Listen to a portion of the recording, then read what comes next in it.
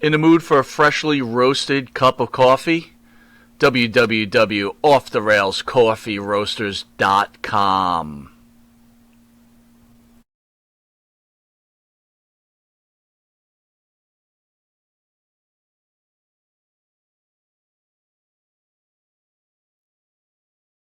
Tired of that same old breakfast, lunch, and dinner?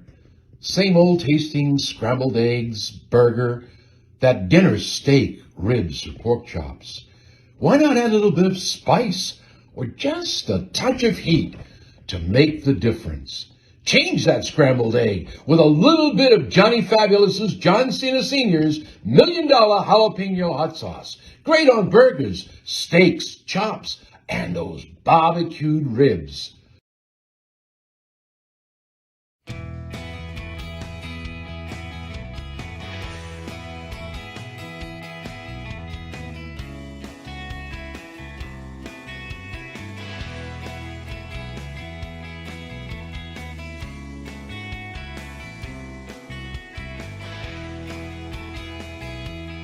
We've been friends, seems like forever, and we've had our share of laughter through the pain. But look at us now, on to something better. Have we seen our finest hour? Good times surely will come. All I know is people talk without listening. What I'm saying is life's too short to live in these extremes. Have we seen our finest hour? Good times surely will come. And all through the night, I wondered and waited. Say, fake news. Boston wrestling is fake news. Divided we fall to wait here for you, holding it together, just like a desert flower, waiting on the rain to come. And all I know is anger lies, confusion. And what I'm saying is you don't realize what this means. Have we seen our finest hour? Good times surely will come.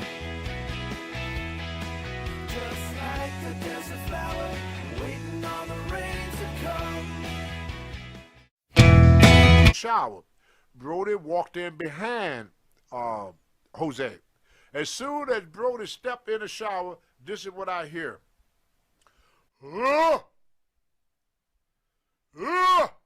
Just like that.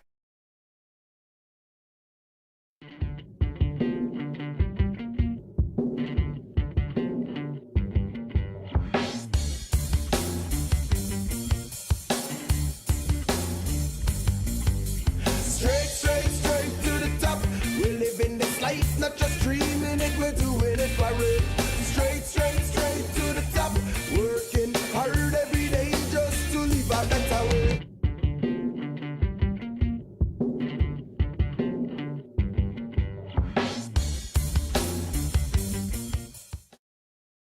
Mr. USA Tony Atlas, we have not seen him since the big event which we worked the gimmick table at the M&P table. You know, we've had you in several times in the past, and we've actually purposely stayed away from the Bruiser Brody subject. But tonight, I wanted to know, can you give the fans any closer insight about that night that you may not have?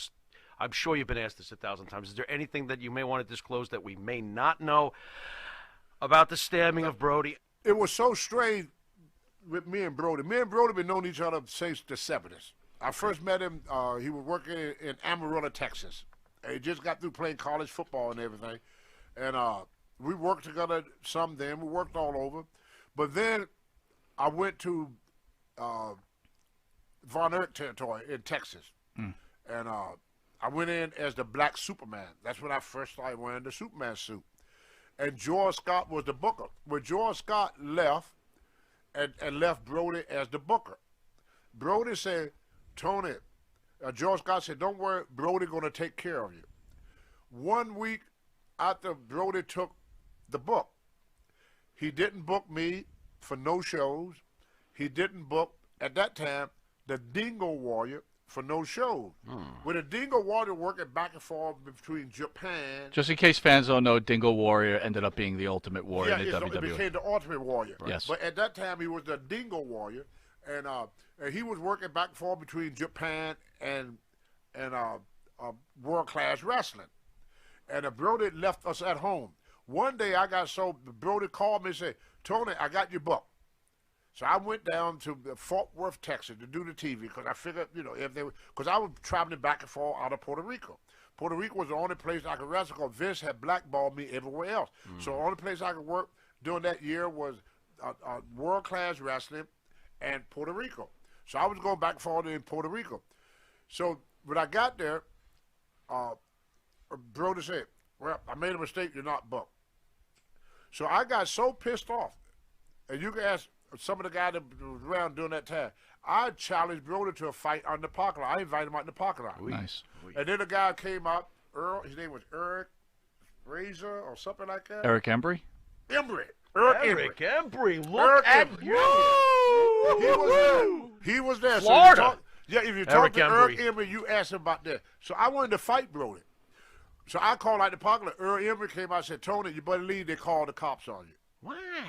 And I said, "The cops." They said, "Tony, Okay. these cops will shoot you.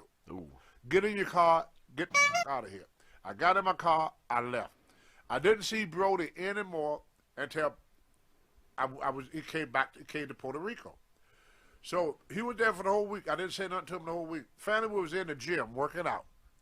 Brody walked over to me. I laid the waist down. I figured we're gonna go at it. Oh boy. He held his hand out to me. He said, "Tony, I'm sorry for what happened to you in Texas. I had nothing to do with that." He said the reason that they got rid of you and the reason that they will not book the Warrior is because both of y'all got better physique than Curry Von Erich. See, Curry was in an accident. He wrecked. He was in a auto accident and he lost 1 foot, so he was out of the scene for a while. So now he's coming back. Well, Curry had a great physique too. Yeah. So the Ultimate Warrior was lucky. He went to Vince and became the Ultimate Warrior. I went to Puerto Rico. So after me and Brody, we talked everything. He said, "But I promise you, Tony, I promise you, things will be different here." He said, "I waited a long time to get in down here." Now, I knew then he wasn't talking about wrestling because he'd been wrestling there for years. Promoting? He bought in. He gave them money he bought some of the territory. He bought some shit. So whose shares did he take? From what I hear, I'm not for sure because I'm not in the office. I hear he took Gorilla Monsoon shares because Monsoon had shares in there. So he bought, I think, was Monsoon share. Now you talk to Abdullah, the butcher, lab piece of he's going to say it didn't happen. but that's him. He got to live with that.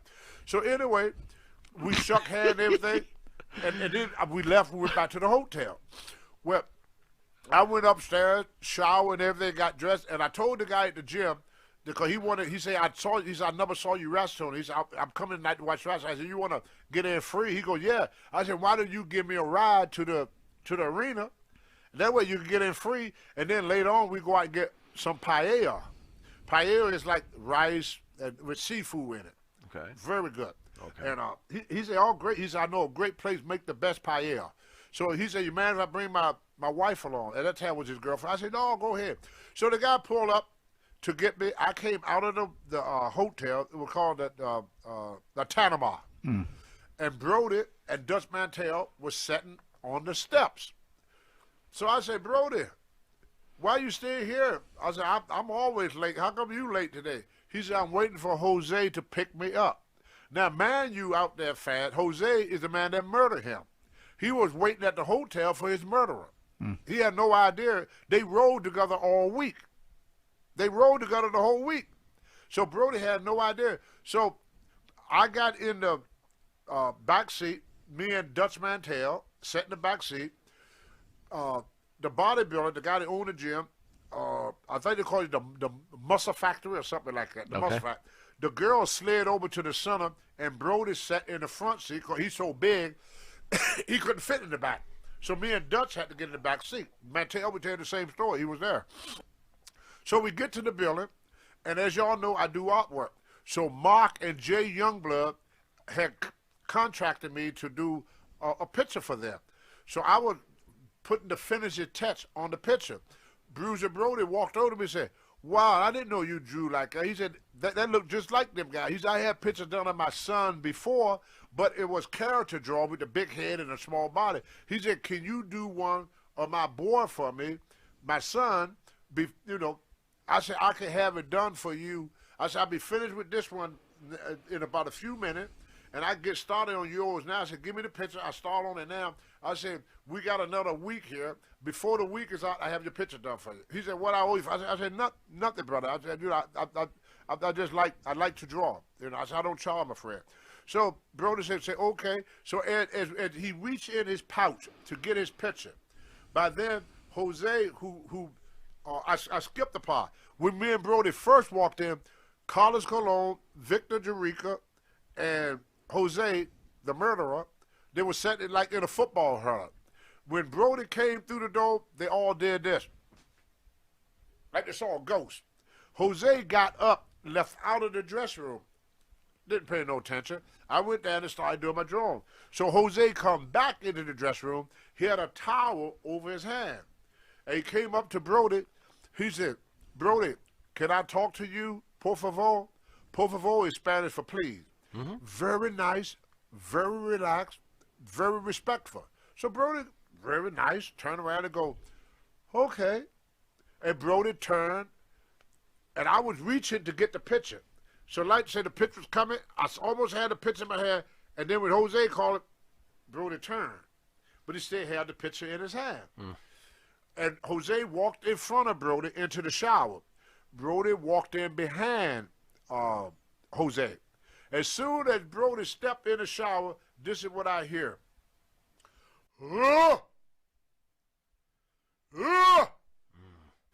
Just like that. Mm. I looked up.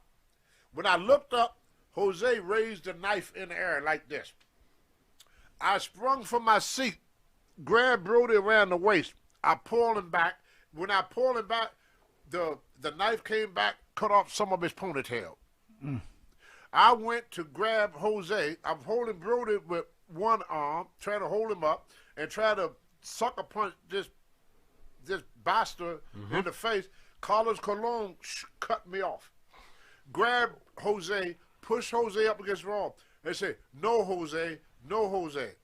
So I went, the Brody looked at me and said, "Brother, I'm hurt. Don't let them." Real quick, Tony, do you think no Jose meant that Jose was going to come try to stab you and he stopped him from stabbing you, or was just, he was like... Was Cologne full of anyway? Cause... Let me tell you something. I was as worried about Jose stabbing me as I'm worried about getting pregnant. Okay. There you go. There's too much in the dressing room you can whack. Brody would never got stabbed if he had known. Mm-hmm. He would have took that knife from Jose and shoved it up his butt if he had known. Right. Brody had a picture of his son in his one hand, had his wrestling bag in the other hand. Oh, so you're thinking if he didn't grab that picture from you, he might have been able to defend himself. Picture in my hand. Yeah. Brody is like, this is Jose. Uh-huh. Here's Brody. Mm-hmm. He turned into him. Right. He turned and hit him. Right. Yeah. Brody never saw the knife. Never. Right. I tell you, it was in his, when Brody first laid out on his knife, it was in his stomach. Mm. He turned and hit him. I'm looking at, he turned. I thought he punched him. Right. Because Brody's so wide, you can't even see Jose. Mm. But Brody would walk up behind him. If you could picture it in your man, and all of a sudden you follow somebody, they just turn and stick you. What you gonna do? Right. So Carlos was more afraid of me getting hold of Jose. That's what he was trying to protect Jose, not me. He cared about me. Right. But anyway, make a long story short. So Brody said, "I'm hurt, brother. Don't let them." He didn't say him. Right. He said them. Don't let them hurt me anymore. I said, "Brother, don't worry about it. Ain't nobody going to do a thing to you." So I laid him down on the floor. Carlos tried to talk to him. I told Carlos, I said, "If you come over here, I'm going to knock your head right off your freaking shoulders." I said, "If anybody come over here, I'm going to knock the head off the shoulder." So Carlos said, well, I want to talk to him. So Brody laying on the floor, he tugged on my pants leg like that. He said, let Carlos come. Carlos come over and asked Brody, said, anything I could do for you? Brody said, take care of my family. So then the ambulance came after about an hour and 45 minutes. Almost 2 hours he laid in the floor bleeding. Why so long? Because it was the beginning of the show, and all the fans was coming in. Okay. So this was at the beginning of the show. So and them days, the arenas used to be packed. Right. So the ambulance had a long time getting there. Well, they didn't rush either because they come to the show before. They would think it's a regular. Because the people they saw was an elderly lady and an old man. And they couldn't lift Brody. So the guy, one of the guys said, could somebody help us lift him up and put him on the ambulance? So I went over and I stuck my hand under him. I squatted down so I could lift the girder up. And Brody said, don't you drop me. I said, brother, I curl more than you weigh. So he got a little smile on his face, so I put him on the ambulance. Then, as we was leaving, the guy turned again and said, anybody want to go to the hospital with him? Every wrestler in that dressing room turned their head. Right. They turned around. Yeah. I got on the ambulance. I'm on the back. And it was this Mexican guy was called Hercules somebody. I can't remember his name. He had a son, Miguel Perez. But anyway, I saw him. And I was very strong in them days. I grabbed him by the In them belt. days. Yeah, and then I grabbed him by the belt. I drug him on the ambulance. He said, Tony, don't get me involved in this. Don't get me involved in this. I said, all I want you to do is interpret for me. I couldn't speak Spanish. I said, I just want you to tell them what I say. He said, okay. And I kept holding him. He kept trying to get off that ambulance. But once we got on the interstate, he kind of stopped trying to jump off the ambulance. Yeah. So we get to the hospital, and they put Brody in there, and he was laying on the table, and I'm waiting for the doctor. Nobody coming. So finally I saw a doctor walking down the hallway reading a paper. I said, are you a doctor? He read some paper or something. I said, you a doctor? He said, yes. I said, I got my friend got stabbed. The doctor walked over to the emergency room and opened up the door. In Puerto Rico, a stabbing is like a cold in America. Oui. The doctor ignored it. He turned to walk away. I grabbed that rascal by his waist and threw him up on my shoulder, just like this. I carry him into Brody and set him down right in front of Brody. I said, you're going to look at my friend. So Brody had his hand over the cut. The doctor lifted the cut. The doctor never saw nothing like that before. He said, oh, my God, we need to get him in operation right away.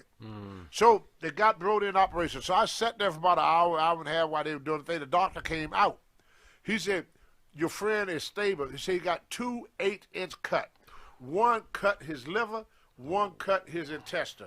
We got the intestine fixed. We working on the liver now. He said, but we would recommend you go home because everybody in this hospital is scared of you. He said, you got everybody so nervous. He said, I'm afraid that you're going to cause more harm than good. Why don't you come back in your morning? I said, you sure he's okay? He said, your friend going to be okay. We got him stable. His blood pressure, everything is stable.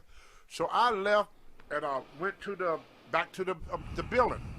When I got back to the building, I'm walking towards the dressing room. I hear, hey, hey, hey, hey, ha, ha, ha, ha, ha, ha, ha, ha, hey, great match. The blood is still wet on the floor. Ain't even dry yet. The guys was laughing and joking about talk about their matching. I got pissed off. I wanted to beat up everybody in the dressing room. Carlos come over to me and said, Tony, go to the ring. The Sheik is waiting for you. Do your match so you can go back and see Brody later. So I went in the ring. I wrestled with the Iron Sheik. The Sheik said, brother, what happened with the Brody? And I said, Jose stabbed him. Jose Gonzalez stabbed the Brody? I go, yes. This, let's go. So all we did in that match, if you ever see that match, we locked up. He said, give me headbutt, brother. I headbutted, Sheik rolled out the ring, went back to the dressing room. We didn't even give him a match. I get back to the dressing room, a policeman is standing there. He said, oh. He said, we just left the hospital. They told me we left, went to the hotel, we were looking for you. And he said, you the only one that have not gave a statement. You the only one that have not gave a statement. He said, what, do you know what happened? I said, yes. He said, what happened? He said, I said, y'all excuse my language. I said, that son of a bitch right there stabbed him. He said, you mean Vader? Because I said the invader. Invader, I said, yeah, that's some of the right there, stabbed Brody. I was looking right there. He said, how is that possible? And I said, why? He said, everybody in the dressing room that I interviewed said that a wrestling fan did it. So they already had made the story up while I was gone of what they're going to tell the police. So I went back to my hotel room, and what's his name? Sabio Vegas. Sabio Vega? Mm-hmm. Yeah. He was wrestling there as TNT. Mm-hmm. He was there with my bag. He said, don't go to your room, Tony. They're looking for you because you talking. Oh. If you ever talk to Sabio Vega, I always shake his hand. He saved my life. They was waiting for me up in my room. They were going to kill me. So I walked the beach the whole day. Finally, the next morning, I said, screw it. If they up there, we're going to battle. I said, I ain't going to let we're going to battle if they over there. When I got there, one of the seekers said, come on, brother, we're having a meeting in Abdullah the Butcher room. Now, Abdullah on the dock side said there was no meeting. You asked Seeker, there was a meeting. You asked Dutch Mantel, there was a meeting. You asked anybody but Abdullah the Butcher, there was a meeting. Why would he lie? What's he got to gain? I think because he got shares in it. And he was the one that called for the meeting. And he don't want callers to know that he got the boys to boycott the week. Because it wasn't for Abdullah calling that meeting. Because Abdullah and Brody was good friends. And we boycotted the week. Nobody would wrestle for him no more that week. And it was our way of standing up to him, boycotting it. So after the meeting, the guy said, well, somebody need to go to, one of the wrestlers said, well, somebody need to go and tell the police what happened. And everybody said, well, I didn't see it. I wasn't there. Dutch Mantel said, well, I left out of the dressing room. I didn't actually see it. When I came back, it was already done. And was Dutch telling the truth, or is he just like he didn't want any part of it? I didn't see him leave the dressing room. Okay. I didn't see him leave. I didn't see him come in. He said he did, but I didn't see it. I got you. I can't talk to that because I was drawing. Mm-hmm. So anyway, Seeker, for people who don't know who Seeker is the father of Roman Reigns. Mm-hmm. And if you look at the picture of Seeker, they look like twins, right? Yeah. He looked just like his dad. Yeah. So Seeker said, I go with you, brother. So I said, oh, okay. I mean, if you got Seeker, if y'all really knew Seeker in his younger days, you didn't need nobody else. Right. I mean, Seeker and Alpha was pretty Big. Peter Mavias and Large. Oh my God, Oh, yeah. Seeker was powerful, big, strong, powerful Samoan. So he went with me. I gave my report. I asked the policeman. I said, if I come to trial, can I have protection? He said, once you get to the courthouse, we can protect you. Outside, we can't. He said, we don't have enough manpower to do that. I said, well, I got a 357 Magnum I'd like to bring along with me. He said, that's okay with me as long as you can clear with the airline. I called the airline said, as long as I check it. I can't carry it all. Yeah, right. I have to check it with my luggage. And you have to fill out some paper to say you got a weapon. So I said, okay, y'all did. I gave him my address, gave him everything. I've got to the airport. I sat at the airport. And back in them days, you didn't have to make reservations. If you got cash, remember you could buy a ticket with cash. You just just go. throw the money on the table. They Right. give you a ticket, you're going to play. And I didn't hear no more about Brody until after the trial. I saw it on TV. Carlos Colon, murderer? Well, he didn't do the murder. Conspired to murder. What says Tony Atlas? That's a good question. Seriously. You're on the spot, Mr. Come on, Atlas. Tony. But see, if I'm the type of person, I don't like to speculate.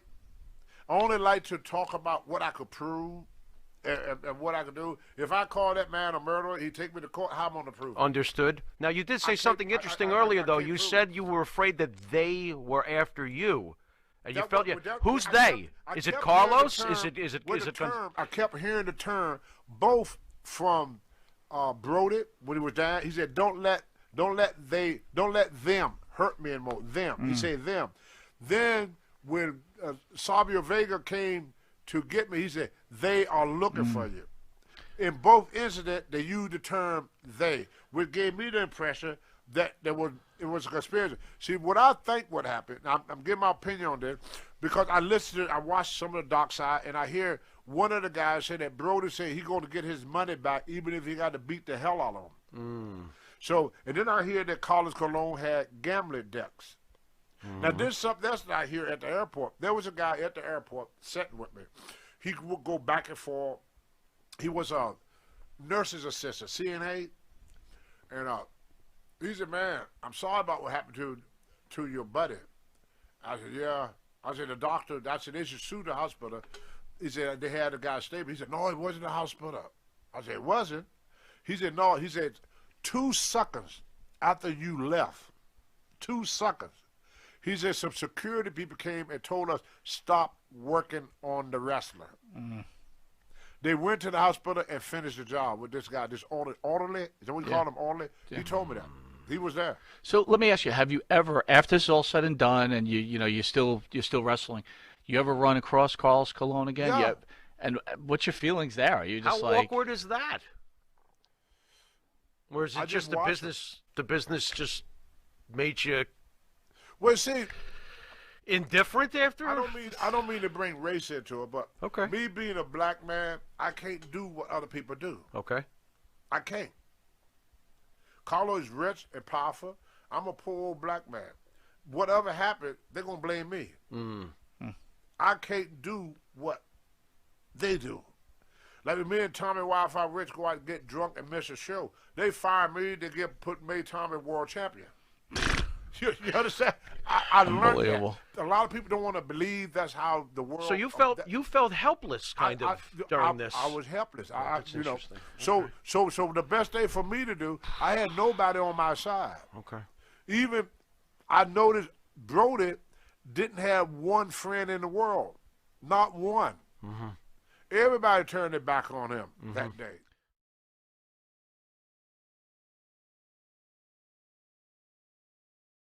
At the Garden. Defeats Adonis, Ventura, Patera. whoever, Patera. Yeah. And then they drop. It just makes no. Let me ask you what this: is that? you and the Soul Man, you end up dropping the belts to Adonis and Murdoch.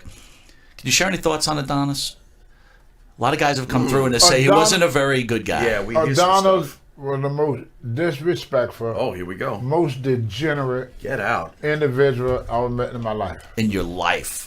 Really now? Why? What did he? What was he just rude to He you? Was all was hell or rude, obnoxious, racist? hell of a Is he racist? Or just an equal opportunity asshole? You got that right. Okay. Yeah. He wasn't so much. Fair enough. So much race, because all of us, whether we want to realize it or not, we got a little bit of racism in us. Sure. All right. One more name, and then we got the ESS, and then we're going to reveal Tony's artwork. I got 3 names, but I'm gonna go with Piper. I got to know Piper at Legend House. Never knew him before then. Ain't that weird? That is That weird. what was so good about Legend House. That's why I say it wasn't staged. We didn't know each other. Vince made sure he picked a crew that had never traveled together, never did nothing together. Because he was a heel. I was a baby face. Heels and babies didn't travel together. If you did, you got fired. Yeah. So that's why Vince put it together the way he put it together. Fuck, Heels and if babies- you're in a burning car, you're not allowed to touch each other. Exactly. They took the business versus. So Vince knew that was the perfect crew of guys to put, to put together, and then to put Pat Powers there, which is, how we say in the days about being politically correct. Well, he's gay, right? Yeah, he's gay. So a lot of guys have funny feelings about gay guys too. So he picked just the right crew. And Pat Powers used to say every day that Vince would never do another one. He said because it would never be as good. Yeah, it was great. Because with the first hand, you could see the guys not working.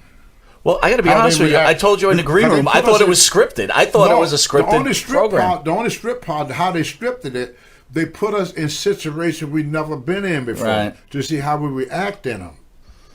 Is strip there like a part. deleted scene of like Pat Patterson in the closet while you're sleeping and he's going to come? No, They none didn't of do that? No. If you say you watch the program, if you watch the program, just like with me, they like picture this. Okay. You're a young man.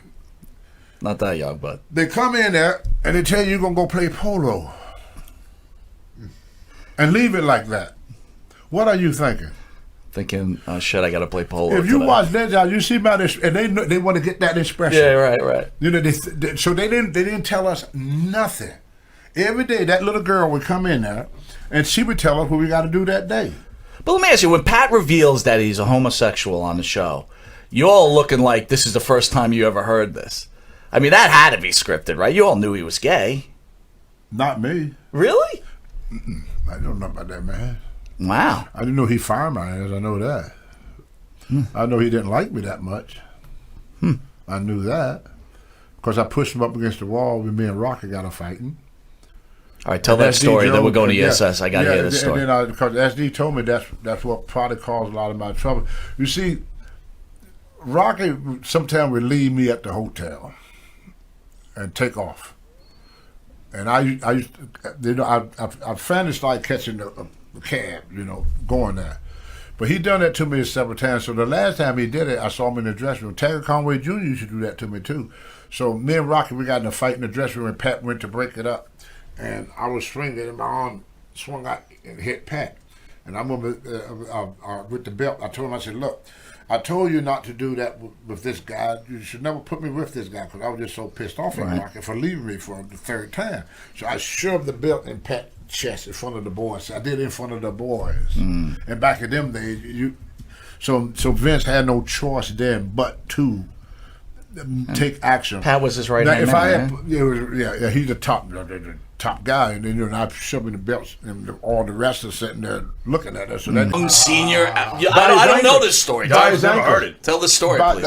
By his ankle, a bunch of guys. By his ankle. Yeah, that to try to scare them, and then me, you know, not putting everything away about it. Me, I one day just decided I want to go to L.A. and get my face stepped on and not go to Philly. That's what me and SD were talking about at the Hall of Fame. They were going to put the belt on me and SD that night, and we were going to beat Fuji and Saito. Really? I decided I don't want to wrestle. I'm tired. I want to have a vacation. This girl told me she got some new tennis shoes. You and SD were about to be the first. You believe this? This is unbelievable. SD would have been the SD first. wanted to smack you senseless. He forgave me.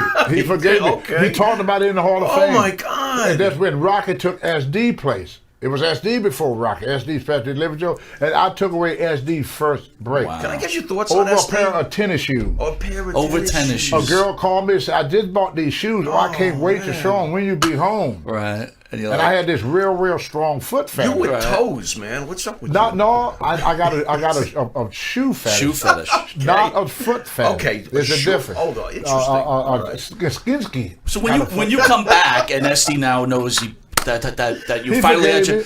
right away he forgave you? No, it took a while. It took a while, but later on, me and him, we started talking, and he knew that I was crazy. You know, I was all messed up. You know, messing with let me drugs let me and let me stuff. ask you a quick question. They put the belts around you and Johnson, Right. which in the day was huge. Yeah. I could remember that day like it was yesterday. Both of you guys.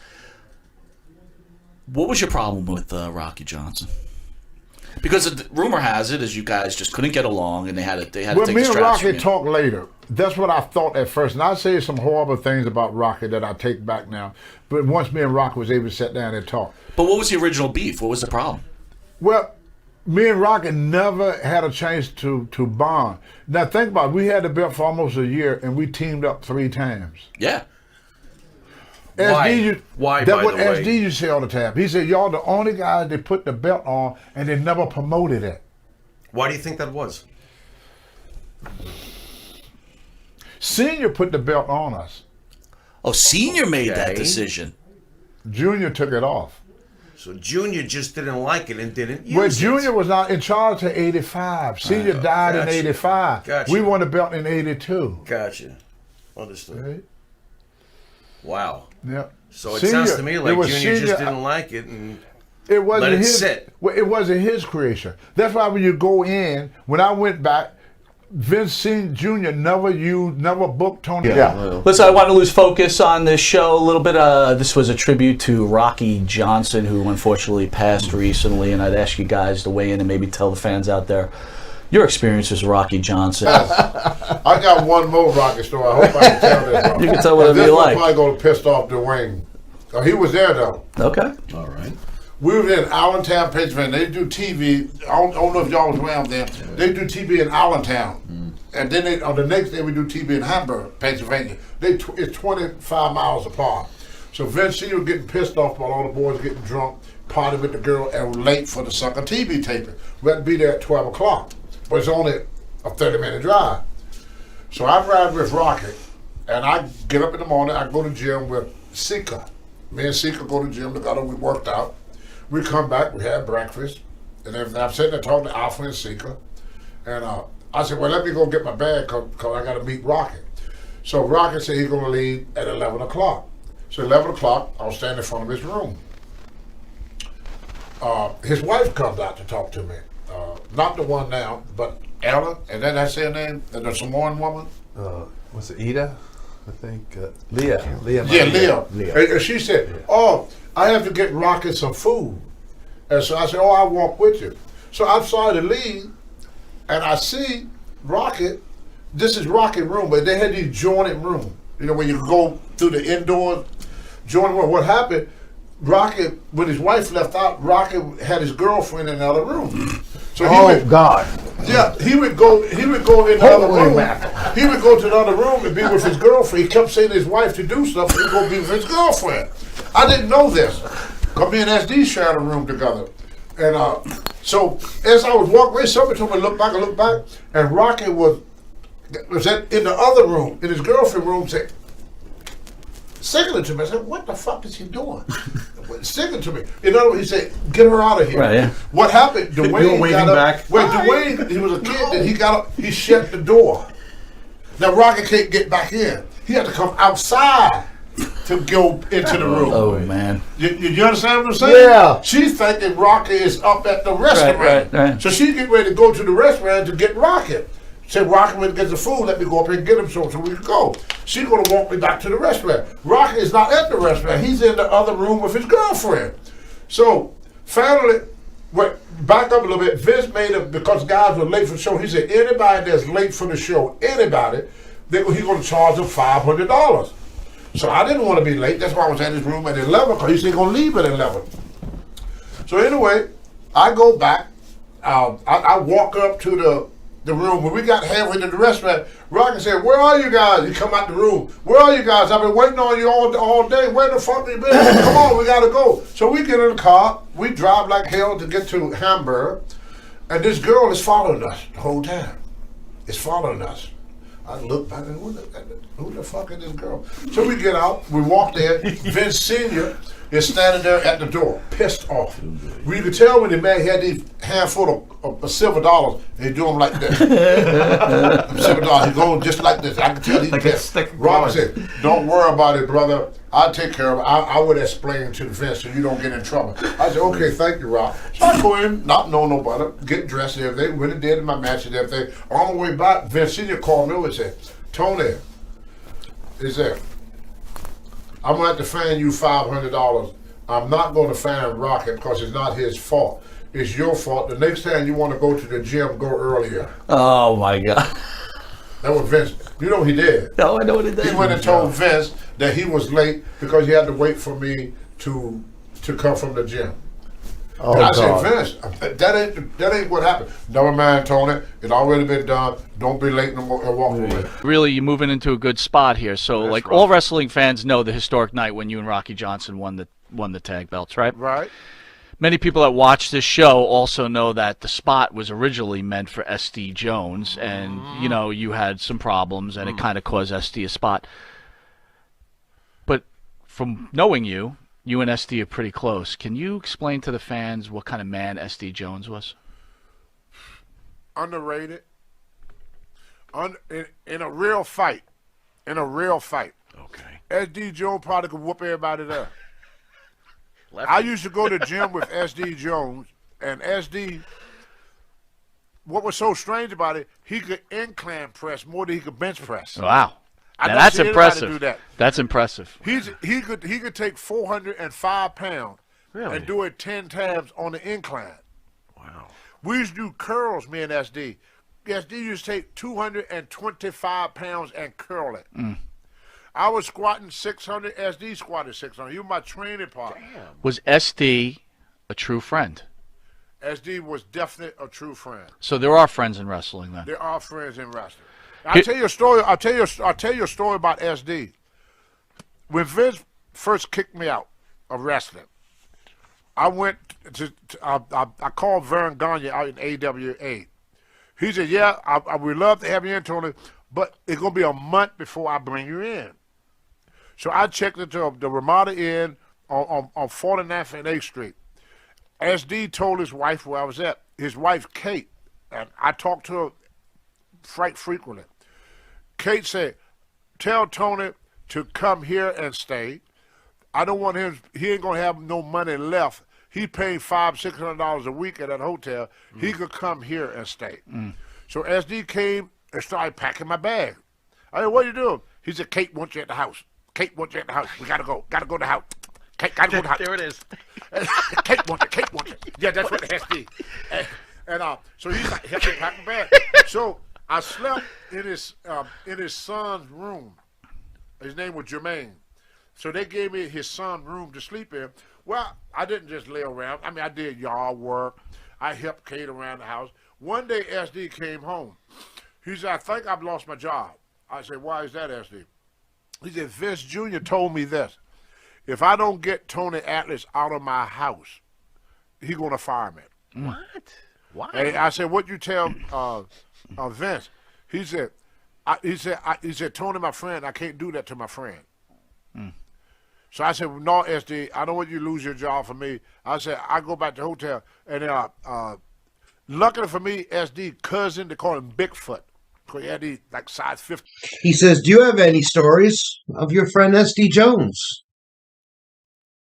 I don't know how you can. SD Jones and me, we travel all up and down the highway. But there's one story that I want to tell, because it includes Rocky Johnson too. When SD had a nickname, they called him Bike. Because the guy raced him one time, the guy was on a bike, SD was on foot, SD beat him. Oh my Lord. Called him Bike. Me and SD used to go to the gym together, and SD was an amazing person. SD bench pressed 400 pounds, but he could incline 400 pounds too. Wow. I used to squat 400 or 500 pounds. SD used to squat 400 or 500 pounds. I know, and we traveled together. SD the one that helped me to get started. And one time, this is a real good story about SD. When Vince first fired me from before I went to AWA, worked for Vern Gagne, they asked SD, said somebody, SD was talking, said, yeah, Tony is staying at my house now. So first he got ribbed a lot. Everybody started teasing him, hey, you let that Atlas stay in your house, you out of town, he's there with your wife, you know something going on. And he said, I trust my wife, I know my wife, I trust my brother. So they kept teasing him to try to get me kicked out. That didn't work. So one day, Vince, not Vince Sr., Vince Jr., told SD Jones, you kick Tony Atlas out your house or I'm going to fire you. What? SD came home and told me. And SD said, well, I told him, I can't kick my brother out. So I said, well, SD, don't worry about it. She called SD wife, Kate, wanted me to come and stay at the house because I was staying in the hotel. I was spending like, at that time, $500-$600 a week while I was waiting to go to AWA to work for Vern Gagne. So she said, you need to save that money so when you travel, while you come and you can stay here for the couple of weeks you got. So I went and stayed at SD house for a couple of weeks. And then Vince threatened SD if he didn't kick me out the house. Vince said that he was going to fire SD. So I told SD, I said, SD, I will leave and go back to the hotel. Don't you sacrifice your job for me. So I said, and so SD had a friend that was sitting there, and we used to call him Bigfoot. He was probably about 6'4", but he had these size 13 and 14, big ass feet like this, you know. So they call him Bigfoot because he had these big old feet. So Bigfoot said, well, he's only going to be here for about another couple of weeks before we go to Minnesota and work for Vern. So I went and stayed at West Virginia, Bigfoot house. Yeah, stayed at Bigfoot house, and then SD was able to keep his job. But they're going to fire him, and I wasn't even around the business then. Wow. So yeah, and I think SD was one of the guys that was underrated. Didn't get the break that he should have gotten into in wrestling and everything. But we only got a couple more minutes left in this segment, but I don't know how much you people enjoy some of these conversations and some of these stories. Wrestling have been a great career for me, it was the best thing ever happened to me. With all the ups and downs, I wouldn't change a thing. Well, maybe some things. A few things I would change, but not much. I'm pretty content with my life. When I first started in business, they said you have if you finish this business, Tony, and you have one friend, consider yourself lucky. Well, I feel very, very lucky because I don't just have uh, uh, one friend. I got many, many friends. I'm gonna ask Larry to show me something. Get that picture of the Orton, Larry. It should be buried under there somewhere that I just drawn. I just Yeah, saw yeah, it. yeah, yeah, yeah. A picture. I'm gonna tell y'all. I'm gonna tell y'all this story. I just did this for a good friend of mine. This here is Bob Orton Sr. That's Bob Orton Sr. That is his son, Barrio. Now, Barrio didn't become a big star so much in the USA, but he was a big star in Canada. And right next to him, of course, is Randy Orton. And then that's Bob Orton. So here's the whole Orton family. Here's the father, Bob Sr., and here's the two sons. Grandsons. No, this is his son. No, that's his son. Those are grandsons. No, Bob is his son, and Barry is Bob's brother. I get. Randy is the grandson. I'm sorry. Randy is the grandson. Yes. This is Randy's grandfather, and these are his uncle. I mean, this is his father. It's Randy's father, and that's Randy's uncle. That's Barrio. That's Bob's brother. See? And I just did that for him. Well, anyway, what I would do with wrestlers, I would send them a print, and I would ask them to sign it for me. So Bob, being the guy he is, he signed the print for me. Randy signed the print for me, but then he sent me the written back. I said, Bob, the written for you and Randy. Okay. Thank you, Tony. So I have to be on the picture about the great wrestling family. Now, I'm going to be showing y'all more family portraits that I've been doing of wrestling. I'm working on now the Von Erich, the Minnesota Rec Crew, and guys that made a life of this business. So this is Randy's grandfather. That's Randy's father. And that's Randy's uncle. And that is the Cobra, Randy. And once again, we want to say Merry Christmas and a Happy New Year.